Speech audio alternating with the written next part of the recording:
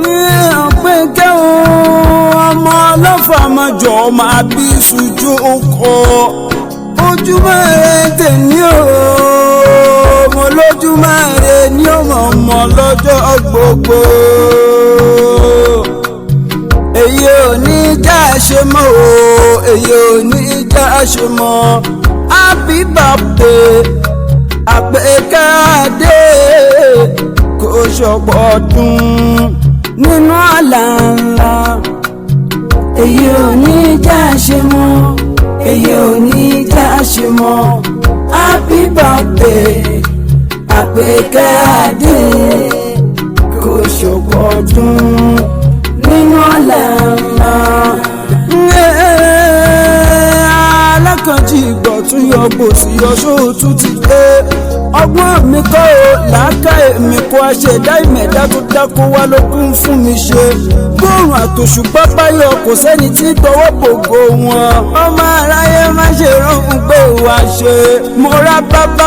bábá fẹ́lẹ́ dá mi tí kì í dójú tì ní má dójú tì mí o ọmọ aráyé má ṣe ṣe omi ọjàre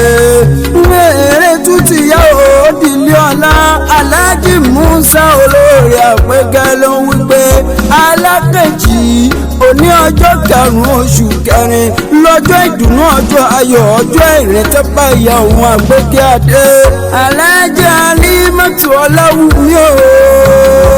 nǹkan fúnkù bẹ́ẹ̀ ni ìyọ́ fárùn bílẹ̀ ló bá wà mo ní òun máa fetí gbọ́rẹ̀ kó máa fojú ríre kó máa fọwọ́ múre kó bọ̀ kálẹ̀ títí ayérayé bó bá wá rájò bó bá ti ń ta kómi àjò bó bá ti lù kómi àdún àní bó bá ti lè kó máa bá kó má ṣàṣèṣì láyé tí ó wá o happy birthday to you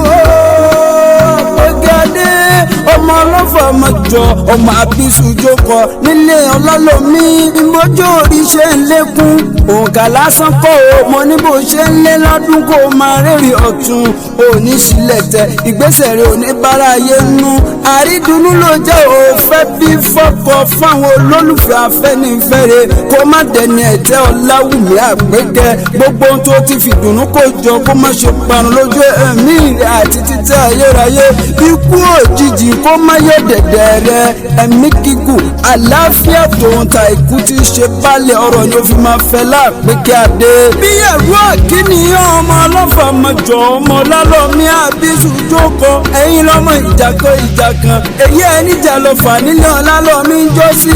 ìjà ń sojú èbè ó sojú gbòòrò nínú oko ó sojú abílẹ̀ yàrá rà ó sojú àti rògbòlókò dọ́gba ọmọ ìkúnnùkú tí mo rí tí mo dẹ́sà kẹ̀kẹ́kẹ́ ẹ̀yin lọ́mọ àkàlàmọ̀gbò tí mo rí tí mo dẹ́sà gèlèkò ọlálọ́mí mo rí mo dẹ́sà lálọ́bẹ ìyẹ̀rú òkè tí mo rí mo dẹ́sà lálápá ẹ̀ sì rọra lámì ó bẹ́ẹ̀ bá lámì ẹ dákun ẹ má jàbí ó pẹ́lẹ̀ lápẹ́ mi ò jàre ọmọ àbísù dánràn gbọ̀ngàn pẹ́ẹ́pẹ́ tí mo kúnlẹ̀ mo bá lẹ́lẹ́jọ́ mọ́ ọlọ́fà ló lọ́fà lálọ́mí ọlọ́mọ lókun lọ́mọ gbẹ̀ngbẹ̀lẹ́kùn lára ìròkù dá ọmọ fàṣẹ mẹ́ta wọ̀yẹ̀ rújọ sí ọ̀kan ní ẹ̀pẹ́ láti ń pé wọ́n dògún mo ní olè dògún ọ̀kan ní lọ mágùtàn wá kó ń lọ rè dọ̀sà mo ní olè dọ̀sà ọ̀kan wá ní lọ mú màálù rọ̀gbọ̀dọ̀ wá kó ń lọ rè pagún lọ́fà nílé Ọlálọ́mí ọmọ ṣubú ọlá tí ṣubú lọ́rùn bàtà èyí àpàpà pópó mo bọ́lọ́ fìdí mú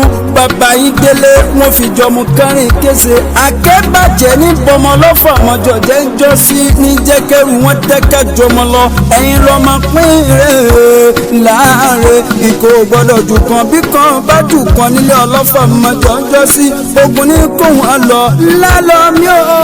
ó dẹ́lẹ́ kìíní mo gbọ́ pé wọ́n jà lọ fà ń jọ sí mo kápó mo kádà mo máa ta wẹ́wẹ́wẹ́ mo yà dánú gbọ́n mo mú ẹ̀tù tẹ́lẹ̀ kéńgbè Lálọ́mí lè ṣe oníjà bàbá orin nígbà tó dẹ́lẹ̀ kejì ẹ̀wẹ̀wẹ̀ mo tún gbọ́ gbogbo jà lọ́fà nílé Ọlálọ́mí ń jọ sí mo tún kápó mo kádà mo máa ta wẹ́wẹ́wẹ́ mo yà dánú gbọ́n mo tún bu ẹ̀tù mo tẹ́lẹ̀ kéńgbè Lálọ́mí tún lè ṣe oníjà bàbá òun nígbà tó wá dẹ́lẹ̀ kẹtẹ̀ wẹ̀wẹ̀ mo tún gbọ́ gbogbo jà lọ́fà nílé Ọlálọ́mí lálọ́mí ń jọ sí mo bá tún kẹ́pọ̀ mo kàdá mo kẹta wẹ́wẹ́wẹ́ mo yá dànù gbọ́n mo bẹ̀tù mo fi tẹ́lẹ̀ gèǹgbè lálọ́mí tún ní ọ̀hún. mo wá ní kí lórí jàmbá bẹ́ẹ̀ gangan lálọ́mí lóhùn lọ́mọ pàpà pópó mo bọ́lá fìdí mú bàbá yín délé tán wọ́n fi jọmọ kárin kése mo fẹ̀yìn jàbalẹ̀ mo ralẹ̀ nísàlẹ̀ ọ̀fà. Apekeade o ṣe fẹ́ kólé Tapa lẹ́lẹ́dà rẹ̀ ti bá wọn yọkọ̀ tó tọkọ ṣe Tapa ọ́ èjì nánà Tapa. Alakanji Musa olórí Apekeade lọ́mọ wọn Tapa lè ń gbé lálẹ́ lóya mo fòdì ọkọ̀ tẹ́lẹ̀ fọ́hùn mọ̀gá. èmi sọ̀rọ̀ Tapa mo sì ń lówó mo ṣiṣẹ́ mo sì rèrè jẹ lálẹ́ lóya mo kí ìgùnnú rojú mo ní ṣe torí Tapa tí ìṣe ni mo kọ́rùn mi là ṣe lọ́ rojú ó nítorí Tapa tí ìṣe ni ní tẹ́wọ́ gbowó wọn ní òní gbẹ́gùnú ẹni máa gbẹ́gùnú ní tẹ́wọ́ gbowó lẹ́wọ̀n bàbá yín ijó Tapa mo lè jò ọ̀wẹ́ Tapa mo lè gbà Alakanji tó bá dìbínú Tapa mi ò ní dúró ayé Tapa ló wù mí òkú Tapa ló ṣòro ọkọ nítorí bí Tapa bá kú lálẹ́ lọ́ọ̀yà wọn á ní àwọn afárá òyìn káwẹ́gbọ́n òwú wọn á tún lálọ́ rẹ̀ gbẹ́lẹ̀ lógìjò afárá òyìn ṣọ̀wọ́n ẹ̀gbọ́n òun rárá mo ló tún wá pọ̀ ẹni tí ó bá wa gbẹ́lẹ̀ lógìjò òró ni wọ́n sì Tapa